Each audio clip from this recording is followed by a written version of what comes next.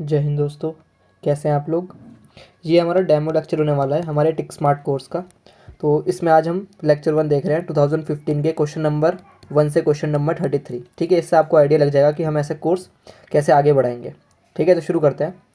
First question, प्रधानमंत्री Jan Dhan Yojana has been launched for. 4 option हैं।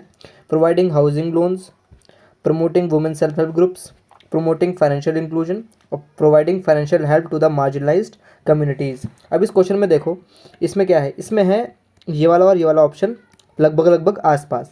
ठीक है, ये फाइनेंशियल के बारे में बात कर रहा है और ये भी फाइनेंशियल के बारे में बात कर रहा है। तो इससे हमें आइडिया लग गया कि आंसर जो है इन दोनों के बीच में ही कोई सा होगा, क्योंकि ये दोनों क्या है, ये दोनों सिमिलर ऑप्शंस हैं। ठीक है, तो ये वाली जो ट्रिक है या एलिमिनेशन या जो भी कह लो, ये बहुत इंपॉर्टेंट होती है। जब भी आप आगे जाके क्वेश्चन देखो जिसमें 4 ऑप्शंस दे रखे हों और 2 जो है वो बहुत आसपास है। ठीक है, तो मैक्सिमम केसेस है कि आंसर उन्हीं में से होगा। जैसे यहाँ पर आंसर इसमें से ही है, इसका आंसर है सी। ठीक है, अब हमें क्या करना है, बस इतना नहीं रुकना है हमको, हमें इससे आगे भी जाना है। हमें प्रधानमंत्री जन धन योजना के बारे में पता भी होना चाहिए। तो ये लॉन्च कब हुई थी, ये लॉन्च हुई थी 2014 में। ठीक है, कौन सी मिनिस्ट्री के अंदर आती है, बहुत इंपॉर्टेंट है हमें जानना, क्योंकि ये आती है मिनिस्ट्री ऑफ फाइनेंस के अंदर। प्रधानमंत्री जन धन योजना में क्या है, ये फाइनेंशियल इंक्लूजन के लिए एम करती है और यहाँ पर जीरो बैलेंस अकाउंट्स खुलते हैं। ठीक है, जीरो बैलेंस, मेरा खाता भाग्य विधाता, ये इसकी थीम थी शायद। ठीक है, इसके अंदर आपको एक्सीडेंट का इंश्योरेंस भी मिलता है और ओवरड्राफ्ट फैसिलिटी भी है कि आपके अकाउंट में पैसे खत्म हो जाए तो आप 10,000 तक ओवरड्राफ्ट ले सकते हो। ठीक है, तो यह है प्रधानमंत्री जन धन योजना। ठीक है, इसको 2024 में 10 साल हो गए हैं। तो इससे क्वेश्चन आया तो नहीं है अभी तक प्रीलिम्स में, लेकिन अब दोबारा आ सकता है। ठीक है, जन धन योजना याद रखनी है। Next question, with reference to the finance commission which of the following is are correct. ये 14 फाइनेंस कमीशन की बात कर रहा है, ये तब न्यूज़ में थी 2015 में। ठीक है, अब आउटडेटेड है। क्वेश्चन देख लेते हैं। It has increase the share of states in the central divisive pool from 32 से 42%। It has made sector concerning recommendation concerning sector specific grants. जो इसकी जो फर्स्ट स्टेटमेंट है ये बिल्कुल सही है। ये उस समय न्यूज़ में थी, इसलिए सबको याद थी कि 32% से 42% शेयर बढ़ा दिया गया है। लेकिन जो सेकंड स्टेटमेंट है ये गलत है, क्योंकि इसने रिकमेंड नहीं किया था सेक्टर स्पेसिफिक ग्रांट्स। ठीक है, ये सेक्टर स्पेसिफिक ग्रांट जो है वो 15 फाइनेंस कमीशन ने रिकमेंड किया था, ना कि 14 ने। सेकंड गलत है, फर्स्ट सही है। ठीक है, तो हम बस यहीं तक नहीं रुकेंगे, हम इसके आगे भी जाएंगे। हम देखेंगे फाइनेंस कमीशन के बारे में। तो आपको ये पता होना चाहिए लक्ष्मीकांत से कि फाइनेंस कमीशन बनती है आर्टिकल 280 के अंदर। ठीक है, कितने मेंबर्ड बॉडी होती है, 5 मेंबर्ड बॉडी होती है। इसे अपॉइंट कौन करता है, तो इसे अपॉइंट करते हैं प्रेसिडेंट। ठीक है, प्रेसिडेंट अपॉइंट करता है। It is a 5 member body, बनती है आर्टिकल 280 के अंदर। ठीक है, अब कुछ चेयरपर्सन भी पूछ सकते हैं मैच द फॉलोइंग में, जैसे यूपीपीसीएस में इस बार क्वेश्चन आया था ये। ठीक है, तो 14 फाइनेंस कमीशन के चेयरपर्सन कौन थे, वाई रेड्डी। 15 के कौन थे, एनके सिंह। और 16 के कौन थे, अरविंद। जो 16 अभी अभी कमीशन हुए हैं उसके है अरविंद पनागरिया। ठीक है, नीति आयोग के भी मेंबर रह चुके हैं। तो आपको और नेक्स्ट क्या पता होना चाहिए 15 फाइनेंस कमीशन के बारे में। जैसे 14 फाइनेंस कमीशन थी ना, इसने कितना शेयर दिया था, 42%। लेकिन जो 15 फाइनेंस कमीशन है इसने शेयर रिड्यूस करके 41% कर दिया था। ठीक है, तो आपको इतना पता होना चाहिए फाइनेंस कमीशन के बारे में। नेक्स्ट देखते हैं, the fertiliser declaration recently seen in news किससे रिलेटेड है। अब दोबारा तो आएगा नहीं क्वेश्चन, क्योंकि उस समय न्यूज़ में था इसलिए आया था। इसका आंसर था ब्रिक्स। लेकिन हमें इससे आगे भी जाना है, हमें सारे ऑप्शंस को भी देखना है। ठीक है, एक बार बस आपको रट लेना है कि फर्टिलाइजर डिक्लेरेशन किससे रिलेटेड है, ब्रिक्स से। ठीक है, अब हमें देखना है, यहाँ पर देखो ऑप्शन फर्स्ट है आसियान। तो आसियान में क्या है, इसमें आपको मेंबर्स रटे हुए होने चाहिए। इसके जितने मेंबर्स हैं, Brunei, Thailand, Singapore, Philippines, Cambodia, Vietnam, Indonesia, Myanmar, Malaysia और लाओस। ये आपको एकदम याद होने चाहिए फिंगर टिप्स पे। ठीक है, आसियान के मेंबर्स। Next BRICS. ब्रिक्स के मेंबर्स अब लाइकली है इस पे क्वेश्चन आना, क्योंकि इसके मेंबर्स इंक्रीज हुए हैं। तो आपको याद तो रहते ही हैं, ब्राज़ील, रशिया, इंडिया, चाइना और साउथ अफ्रीका। लेकिन इसमें कुछ एडिशंस भी हुए हैं। एडिशंस क्या हुए हैं, एक ऐड हुआ है इंडोनेशिया, दूसरा ऐड हुआ है हमारा ईरान, तीसरा ऐड हुआ है हमारा इजिप्ट, चौथा ऐड हुआ है इथोपिया और पांचवा हुआ है यूएई। तो ये एडिशनल मेंबर्स भी आपको याद रखना है। उसके बाद आपको याद रखना है कि डब्ल्यूटीओ कैसे फॉर्म हुआ था। डब्ल्यूटीओ फॉर्म हुआ था Uruguay round and Marrakesh agreement के थ्रू। ठीक है, याद रखना है आपको। ये जो कीवर्ड्स हैं किससे रिलेटेड है, ऐसा पूछ लेगा यूपीएससी कि उरुग्वे राउंड और माराकेश ट्रीटी किससे रिलेटेड है, तो ये वर्ल्ड ट्रेड ऑर्गेनाइजेशन से रिलेटेड है। ठीक है, next, a decrease in tax to GDP ratio. Tax to GDP मतलब tax upon GDP of the country indicates which of the following? Slow economic growth rate, second less equitable distribution of national income. अब आपको ध्यान रखना है, देखो tax upon GDP, tax upon GDP, अगर ये ratio decrease हो रहा है, ये रेशियो डिक्रीज़ हो रहा है, तो ऑब्वियस सी बात है ना, इकोनॉमिक ग्रोथ नहीं हो रही होगी, तभी तो ये डिक्रीज़ होगा। ठीक है, ये डिक्रीज तभी होगा जब इकोनॉमिक ग्रोथ नहीं हो रही होगी, जीडीपी वगैरह कम हो जाएंगी, टैक्स जो है वो आना कम हो जाएगा। तो ये तो सही बात है, अगर टैक्स टू जीडीपी रेशियो कम होगा तो इनमें से कोई ना कोई फैक्टर कम हो रहा होगा, इसीलिए हो रहा होगा। सेकंड बात कर रहा है less equitable distribution of national income. तो ये जो रेशियो है, क्या ये कहीं से डिस्ट्रीब्यूशन की बात कर रहा है कि कैसे कैसे डिस्ट्रीब्यूट होगी नेशनल इनकम? तो बिल्कुल भी नहीं, ऐसा कोई इसमें इंडिकेटर ही नहीं है कि डिस्ट्रीब्यूशन की बात करें, तो ये ऑप्शन गलत है। ठीक है, और फर्स्ट सही है, तो इसका आंसर है A1 ओनली। ठीक है, अब आपको इससे आगे भी जाना है, टैक्स टू जीडीपी रेशियो के बारे में पढ़ना है। आपको यहाँ से क्या होमवर्क लेना है, खुद से भी कुछ करना है ना। सबसे आपको पहले नेशनल इनकम का फॉर्मूला पता होना चाहिए। ठीक है, डिफरेंस बिटवीन जीडीपी जीएनपी, इनके बीच में भी डिफरेंस पता होना चाहिए। ठीक है, एनएनपी, उसके बाद एनएनपी एट फैक्टर कॉस्ट, ये सब आपको पता होना चाहिए। ठीक है, आपको स्टैटिक से पढ़ना है। और आपको एक और चीज़ पता होना चाहिए कि इंडिया जो है अभी एक 4 ट्रिलियन इकोनॉमी बन गई है, और परचेजिंग पावर पैरिटी पे इंडिया जो है वो 3rd लार्जेस्ट इकॉनमी है। ठीक है, याद रखना है। यूपीएससी ने यही क्वेश्चन दिया था कि India is the 6th largest economy at purchasing power parity, लेकिन ये गलत था स्टेटमेंट, 6th नहीं है, कौन सा है, 3rd है। ठीक है, नेक्स्ट देखो, in the south Atlantic and south eastern Pacific regions in the tropical latitudes cyclones does not originate. South Atlantic और साउथ ईस्टर्न पैसिफिक रीजन्स में, ठीक है, ट्रॉपिकल लैटिट्यूड्स में साइक्लोन नहीं बनते हैं। क्यों नहीं बनते हैं? ठीक है, sea surface temperatures are low. अब खुद सोचो, क्या इस एरिया में ट्रॉपिकल लैटिट्यूड्स में ट्रॉपिकल टेम्परेचर्स लो होते हैं? तो गलत बात है। ये वाला देखो, absence of land in those regions, क्या लैंड से कोई रिलेटेड फैक्टर है इसका साइक्लोन बनने का? बिल्कुल भी नहीं है। Coriolis force is too weak, ठीक है, इज़ टू वीक नहीं है, इतना भी ये भी फैक्टर इंपॉर्टेंट रोल प्ले नहीं करता है। ठीक है, लेकिन इसका बी ऑप्शन देखो, ITCZ inter tropical convergence zones seldom occurs. तो सही बात है, जब तक ITCZ होगा नहीं तब तक कन्वर्जेंस होगा नहीं, और कन्वर्जेंस नहीं होगा तो लो प्रेशर भी नहीं बनेगा। तो यही है, यही रीज़न है, ITCZ वहाँ पर बनता नहीं है, इसी वजह से यहाँ पर साइक्लोन्स भी ओरिजिनेट नहीं होते हैं। ठीक है, आपको क्या पता होना चाहिए, आपको क्लास 11 की NCERT से कुछ चीज़ें पता होना चाहिए। क्या चीज़? कि कोरियोलिस फोर्स जो होती है वो मैक्सिमम कहाँ पर होती है? पोल्स पे, और मिनिमम या एब्सेंट होती है इक्वेटर पे। कोरियोलिस फोर्स किसी भी चीज़ को राइट घुमा देता है कहाँ पर? नदर्न हेमिस्फेयर में, और लेफ्ट टर्न कर देता है कहाँ पर?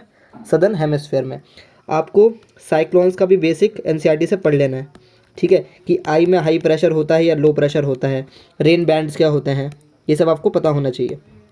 ठीक है, उसके बाद ये देखो कुछ साइक्लोन्स और कहाँ कहाँ क्या क्या उन्हें बोला जाता है। टोर्नेडो कहाँ बोलते हैं? USA में। हरिकेन्स US में। Willy willies Australia. टाइफून कहाँ बोला जाता है? चाइना में। साइक्लोन्स कहाँ बोला जाता है? इंडिया में। और बगोई फिलीपींस में। ठीक है, तो आपको ये पता होना चाहिए। नेक्स्ट देखो, विच of the following pairs of states in India indicates the eastern most and western most. पूछना है सबसे ईस्टर्न मोस्ट स्टेट कौन सा है और वेस्टर्न मोस्ट। तो देखो, असम हो सकता है क्या वेस्टर्न मोस्ट? नहीं हो सकता है, सॉरी ईस्टर्न मोस्ट नहीं हो सकता है। कि उसके बाद असम गया, उसके बाद अरुणाचल और राजस्थान, अरुणाचल और गुजरात, ये दोनों क्या है? सिमिलर जैसे लग रहे हैं। तो देखो, आपको पता होगा कि राजस्थान नहीं है, राजस्थान के इधर भी गुजरात का एक पार्ट आता है, तो इसीलिए हमारा ईस्टर्न मोस्ट और वेस्टर्न मोस्ट स्टेट कौन है? गुजरात और अरुणाचल प्रदेश। गुजरात में एक जगह है गुहार मोटी, ये हमारा वेस्टर्न मोस्ट है जगह है, और अरुणाचल में है किबीथू विलेज, ये हमारा ईस्टर्न मोस्ट जगह है। ठीक है, अब आपको कुछ और चीज़ें पता होना चाहिए, जैसे हमारा नदर्न मोस्ट पॉइंट क्या है? इंदिरा कोल। ठीक है, सदर्न मोस्ट क्या है? इंदिरा पॉइंट। ठीक है, मेन लैंड का सदर्न क्या है? कन्याकुमारी। वेस्टर्न तो बताया आपको मैंने गुहार मोटी, और ईस्टर्न बता दिया किबीथू विलेज। ठीक है, इतना पता होना चाहिए, ऐसा आपको रिसर्च करनी है PYQ के ऊपर। ठीक है, next, with reference to DPSPs the principle spelled out the socio economic democracy in the country, provisions contained in these principles are not enforceable by any court. अब आपको ये नेगेटिव स्टेटमेंट लग रही होगी, लेकिन ये बिल्कुल सही स्टेटमेंट है। सही बात है ना, provisions contained in DPSPs are not enforceable by any court, सही बात है, they are not enforceable. Laxmikanth में चिक के बोलते हैं ये कि दे आर नॉट एनफोर्सेबल। तो DPSPs आपको यहाँ से पढ़ लेना है, इसका आंसर दोनों सही है। DPSP आपको एकदम रटे हुए होने चाहिए। आपको पता होना चाहिए कि DPSP पार्ट 4 में आते हैं, इसमें आपको जो भी अमेंडमेंट्स हुए हैं वो सब याद होने चाहिए। जैसे 42nd अमेंडमेंट से कौन कौन से आर्टिकल्स ऐड हुए हैं, क्या 39A ऐड हुआ है क्या, या 43A ऐड हुआ है क्या। 44th अमेंडमेंट से कौन सा आर्टिकल ऐड हुआ है DPSP में। 86 से एजुकेशन वाला ऐड हुआ है क्या। 97 से 43B कोऑपरेटिव सोसाइटीज़ वाला ऐड हुआ है क्या। तो आपको DPSPs एकदम रटे हुए होने चाहिए, ठीक है। तो आई होप आप याद कर लोगे, ठीक है। आपका होमवर्क है, आपको रटना है बैठ के, ठीक है। DPSP बहुत इंपॉर्टेंट है, ठीक है। ऐसे आपको सिलेबस कंप्लीट करना है आपका, ये नहीं कि कहीं से कुछ भी पढ़ लो, जो जो इंपॉर्टेंट है सिर्फ वही पढ़ो। Index of 8 core industry which of the following is given the highest wait. अब सबसे पहले आपको पता होना चाहिए कि इंडेक्स ऑफ 8 कोर इंडस्ट्रीज, ये जो इंडिकेटर है वो निकालता कौन है, तो निकालता है DPIIT अंडर कॉमर्स मिनिस्ट्री। अब इस इंडेक्स का बेस ईयर क्या है, इसका बेस ईयर है 2011-2012। इसमें जो इंडेक्स ऑफ इंडस्ट्रियल प्रोडक्शन, ये जो इंडिकेटर है IIP, इसमें 40% वेटेज जो है वो सिर्फ इंडेक्स ऑफ 8 कोर इंडस्ट्रीज़ का ही है, ठीक है। ये 8 इंडस्ट्रीज़ 40% वेटेज रखती हैं इंडेक्स ऑफ इंडस्ट्रियल प्रोडक्शन में। अब आपको ये 8 याद होने चाहिए लाइन बारी से, ठीक है, डिक्रीजिंग ऑर्डर में। सबसे ज़्यादा किसका वेटेज है, रिफाइनरी का, फिर इलेक्ट्रिसिटी, फिर स्टील, फिर coal, then crude, then natural gas, cement and last fertiliser. तो आपको याद होना चाहिए। जो इसमें क्या पूछा उन्होंने चालाकी से रिफाइनरी दिया ही नहीं है, क्योंकि रिफाइनरी सबको याद होगा। उन्होंने उसके बाद वाला दिया इलेक्ट्रिसिटी, तो सबसे ज़्यादा वेटेज किसका है, इलेक्ट्रिसिटी का, ठीक है।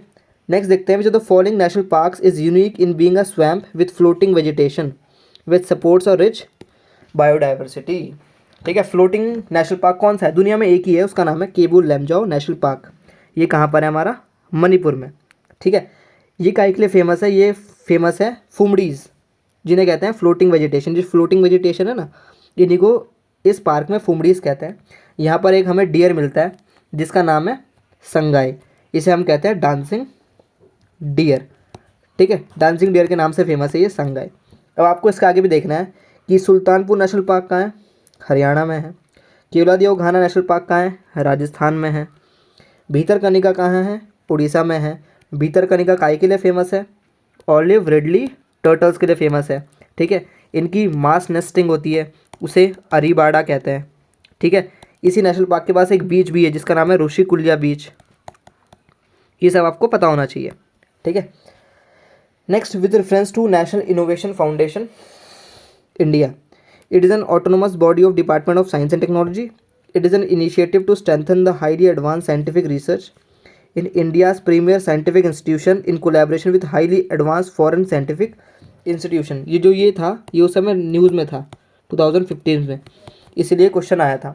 अब ये आउटडेट हो चुका है, क्वेश्चन दोबारा नहीं आएगा। इसलिए आपको बस इतना पता होना चाहिए कि national innovation foundation India is an autonomous body under DST, ठीक है। सेकेंड स्टेटमेंट गलत है, ये साइंटिफिक रिसर्च वगैरह नहीं करता है, ठीक है। नेक्स्ट देखो, with reference to nitrogenous fertilisers, proliferation of nitrogen fixing microorganisms in soil can occur. ये बोल रहे हैं कि अगर आपने इन अप्रोप्रिएट यूज़ किया, ज़्यादा यूज़ कर लिया नाइट्रोजनस फर्टिलाइजर्स, तो उससे क्या होगा। Proliferation of nitrogen fixing microorganisms in soil can occur. ये बोल रहे हैं कि अगर आपने बेकार चीज़ यूज़ कर ली ज़्यादा, तो उससे नाइट्रोजन फिक्सिंग बैक्टीरिया, जो अच्छी चीज़ है, वो ज़्यादा हो जाएंगे। तो ये कॉन्ट्रास्टिंग स्टेटमेंट है ना, हम कोई चीज़ ज़्यादा यूज़ कर रहे हैं, बेकार चीज़ ज़्यादा यूज़ कर रहे हैं, तो उससे अच्छी चीज़ थोड़ी ना होगी कभी। तो फर्स्ट स्टेटमेंट तो सीधा सीधा गलत है, तो फर्स्ट गया। सेकंड सही है, increase in acidity of the soil, बिल्कुल सही। थर्ड देखना है, leaching of nitrate to the ground can occur, तो बिल्कुल सही बात है, लीचिंग होगी, जब ज़्यादा यूज़ करेंगे तो लीचिंग होगी, ठीक है, लीचिंग होगी। तो इसका आंसर है C, 2 and 3। अब आपको यहाँ से क्या पता होना चाहिए, पता होना चाहिए आपको सबसे पहले नाइट्रोजन फिक्सेशन के बारे में, ठीक है। आपको नाइट्रोजन साइकिल रिवाइज करनी है अपने, जहाँ से भी आपने नोट्स पढ़े हैं। अब आपको 3 चीज़ें और याद होनी चाहिए, कि 3 नाइट्रोजन फिक्सिंग बैक्टीरिया के नाम याद होने चाहिए, एस्ट्रोबैक्टर, राइजोबियम और क्लोस्ट्रोडियम, ठीक है। ये आपको याद होने चाहिए, तीनों नाइट्रोजन फिक्सिंग बैक्टीरिया। नेक्स्ट देख रहे हैं, with reference to IUCN and CITES which of the following is are correct. IUCN एक ऑर्गन है यूनाइटेड नेशंस का, एंड साइट एक इंटर नेशनल एग्रीमेंट है बिटवीन गवर्नमेंट्स, ठीक है। तो मैंने अपने PYQ एनालिसिस से ये देखा है कि जब भी बोलता है कि ये यूनाइटेड नेशन का ऑर्गन है, कोई XYZ ऑर्गेनाइजेशन देगा और बोलेगा कि ये इस ऑर्गेनाइजेशन के अंडर आती है, तो मैक्सिमम टाइम्स पे गलत होता है, ठीक है। तो ये कह रहा है कि IUCN एक ऑर्गन है यूनाइटेड नेशंस का। ठीक है, तो ये बिल्कुल गलत बात है। IUCN एक ऑर्गन नहीं है, IUCN तो एक NGO है। ठीक है, IUCN is an NGO। IUCN run thousand of field projects, बिल्कुल सही बात है। CITES is legally binding on the states that have joined it, but this convention does not take the place of national laws. तो आपको 1 गलत किया आपने, जैसे आपका आंसर आ जाएगा 2 और 3। थर्ड स्टेटमेंट भी इसको बिल्कुल सही है, इट इज़ लीगली बाइंडिंग, लेकिन नेशनल लॉज की जगह नहीं लेता है। तो 2 और 3 सही होगा। बस आपको पता होना चाहिए कि IUCN एक NGO है और साइड से एक एग्रीमेंट है, international agreement between governments. IUCN कब बना था ये आपको याद होना चाहिए, 1948 में बना था। इसका हेडक्वार्टर्स ग्रैंड स्विट्ज़रलैंड में है। IUCN एक NGO है, ना कि एक यूनाइटेड नेशन की बॉडी। IUCN का के लिए फेमस है, red list of threatened species. Red list होती है ना, एंडेंजर्ड, क्रिटिकली एंडेंजर्ड, ठीक है, वनरेबल, ये लिस्ट कौन जारी करता है? IUCN। साइट्स का बना था 1973 में। ये अपनी 3 इंडेक्सेस के लिए फेमस है। अपेंडाइसिस जारी करता है ये 3। अपेंडाइस 1 में क्या है?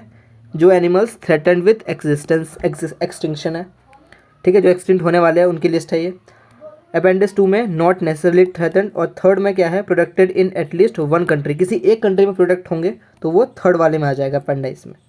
ठीक है, नेक्स्ट देखते हैं। FRP fair and remunerative prices of sugar cane is approved by, कौन अप्रूव करता है? ठीक है, अब आपको यहाँ एक चीज़ ध्यान रखनी है, दो चीज़ में डिफरेंस होता है, एक होता है रिकमेंडेशन और एक होता है अप्रूवल। ठीक है, कोई बॉडी रिकमेंड करती है तो ज़रूरी नहीं कि वो अप्रूव हो जाए, ठीक है, उसके लिए एक और बॉडी होती है जो अप्रूव करती है। इसमें 2 ऑप्शन देखो, सबसे पहले cabinet committee on economic affairs और commission for agriculture cost and prices. उसके बाद directorate of marketing and inspection agriculture produce market committees, APMCs। ठीक है, तो आपको ध्यान रखना है जो FRP है, फेयर एंड रिन्यूमरेटिव प्राइस, ठीक है, ये किसके लिए मिलता है? शुगर केन के लिए मिलता है। ठीक है, इसे रिकमेंड कौन करता है? इसे रिकमेंड करता है ये commission for agricultural cost and prices, ये बॉडी रिकमेंड करती है। लेकिन यहाँ रिकमेंड नहीं पूछा है, उसने पूछा है कि अप्रूव कौन करता है? अप्रूव करती है cabinet committee on economic affairs. अब आपको पता होना चाहिए इसका चेयरपर्सन कौन होता है, तो इसके चेयरपर्सन होते हैं प्रधानमंत्री। Prime minister is the chairperson of cabinet committee on economic affairs. Approve यही बॉडी करेगी, रिकमेंड करती है ये CACP, commission for agriculture cost and prices. Next देखते हैं, with what explain the eastward flow of equatorial counter currents. Equatorial counter currents होते हैं ना, जैसे देखो ये इक्वेटोरियल करंट्स हैं, ठीक है, ये नॉर्थ वाला, ये साउथ वाला। इसके बाद एक यहाँ से ऑपोजिट में भी एक करंट चलता है जिसे हम कहते हैं इक्वेटोरियल काउंटर करंट्स, ठीक है, ओशन करंट्स होते हैं। तो पूछ रहा है इसका रीज़न क्या है? इसका रीज़न क्या है? देखो, जब ये करंट्स ऐसे ऐसे आ रहे हैं, ठीक है, तो यहाँ क्या होता है? पाइल अप होता है। जब पाइल अप होंगे यहाँ पर, इसके बाद क्या होगा? एक काउंटर करंट डेवलप होगा। ठीक है, अब देखो ऑप्शंस, अर्थ रोटेशन की वजह से होता है, बिल्कुल भी नहीं। कन्वर्जेंस ऑफ 2 इक्वेटोरियल करंट, तो ये सही बात है ना, जब कन्वर्ज होंगे यहाँ पर तो यहाँ ज़्यादा हो जाएगा वाटर, और वाटर लेवल ज़्यादा हो जाएगा तो हाई से लो की तरफ चलता है वाटर, तो यहाँ हाई हो गया तो लो की तरफ जाएगा, तो ये काउंटर करंट्स डेवलप हो जाएंगे। डिफरेंस इन सेलेनिटी का कोई लेना देना नहीं है काउंटर करंट से। अकरेंस ऑफ बेल्ट ऑफ काम नियर इक्वेटर, इससे भी लेना देना नहीं है। तो इसका आंसर क्या है? Convergence of 2 equatorial currents. ठीक है, अब आपको यहाँ से क्या जानना है कि आपको यहाँ से क्या पता चला कि ओशन करंट्स एक इम्पॉर्टेंट टॉपिक है ना, इम्पॉर्टेंट टॉपिक, तो इसलिए आपको रिवाइज करना है। क्या रिवाइज करना है? Ocean currents. ठीक है, कोल्ड ओशन करंट भी रिवाइज करना है और वार्म ओशन करंट्स भी आपको रिवाइज करना है। ठीक है, नेक्स्ट देखो, consider the following pairs, place of pilgrimage और लोकेशन। सबसे पहला इसमें से आपको सबसे पहले क्या पता होगा? आपको पता होगा ओमकारेश्वर। ठीक है, ज्योतिर्लिंग है ना, शिव जी के 12 ज्योतिर्लिंग में से ओमकारेश्वर भी एक ज्योतिर्लिंग है। क्या ये सतमाला हिल्स पे है? तो ये गलत बात है, सतमाला हिल्स में नहीं है। सतमाला हिल्स तो महाराष्ट्र में है, ओमकारेश्वर मध्य प्रदेश में। ठीक है, नर्मदा रिवर के किनारे हैं ये, आपको याद होना चाहिए। कौन सी हिल्स के किनारे है ये भी पता होना चाहिए, मानधाता हिल्स। ठीक है, नर्मदा रिवर और मध्य प्रदेश में। तो ये तो गलत हो गया, 2 गया। पुष्कर कहाँ पर है? पुष्कर राजस्थान में है। ठीक है, पुष्कर राजस्थान में है, और यहाँ पर महादेव हिल्स नहीं है, महादेव हिल्स तो मध्य प्रदेश में है। यहाँ पर क्या है? यहाँ अरावलीज है, तो ये भी ऑप्शन गलत हो गया, 3 भी गलत हो गया। आंसर आ गया हमारा ओनली 1, श्रीसैलम। कहाँ पर है? नल्लामला हिल्स, और ये कहाँ है? आंध्र प्रदेश में। ठीक है, तो हमने 15 क्वेश्चन कर लिए हैं, बाकी बाद में करेंगे। अब आपको आइडिया लग गया होगा कि कैसे कैसे हम ये वाला कोर्स आगे बढ़ेगा। ठीक है, तो आई होप आपको अच्छी लगी होगी वीडियो। तो मिलते हैं नेक्स्ट वीडियो में, टाटा बाय बाय।